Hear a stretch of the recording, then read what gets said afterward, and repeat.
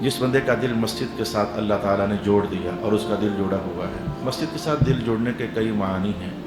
نماز پڑھنے کی فکر لگی رہتی ہے، یہ بھی یہی بات ہے۔ مسجد کی خدمت گزاری کرنے کی فکر لگی رہتی ہے، یہ بھی یہی بات ہے۔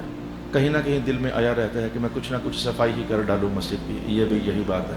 کہیں نہ کہیں یہ آیا رہتا ہے کہ میں اپنے مال سے کچھ حصہ مسجد کی خدمت میں ڈال دوں تاکہ مسجد کے جو نظم و ضبط کے اخراجات ہوتے ہیں وہ چلتے رہیں تو میں درمیان میں تھوڑا کو ڈل جاؤں، یہ بھی یہی بات ہے۔ یعنی کہیں نہ کہیں اس کے دل میں مسجد کا پیار کئی رنگوں سے، کئی جہتوں سے کہیں نہ کہیں چلتا رہتا ہے۔ تو حضور فرماتے ہیں جس کا دل مسجد میں ہے، حدیث کے الفاظ تو دلچسپ ہے، میں سنانا نہیں چاہتا تھا لیکن وہ دلچسپی کی وجہ سے سنا رہا ہوں۔ یہ فانوس آپ دیکھ رہے ہیں درمیان میں لٹک رہا ہے، یہ 24 گھنٹے ادھر ہی رہتا ہے، لٹکنے والی چیز 24 گھنٹے ادھر ہی رہتی ہے۔ میں قلبہ معلق بالمساجد، جس کا دل مسجد میں لٹک رہا ہوتا ہے۔ ہمارا سمجھ آ گیا گہرا تعلق رسول پاک علیہ الصلوۃ والسلام نے ارشاد فرما دیا۔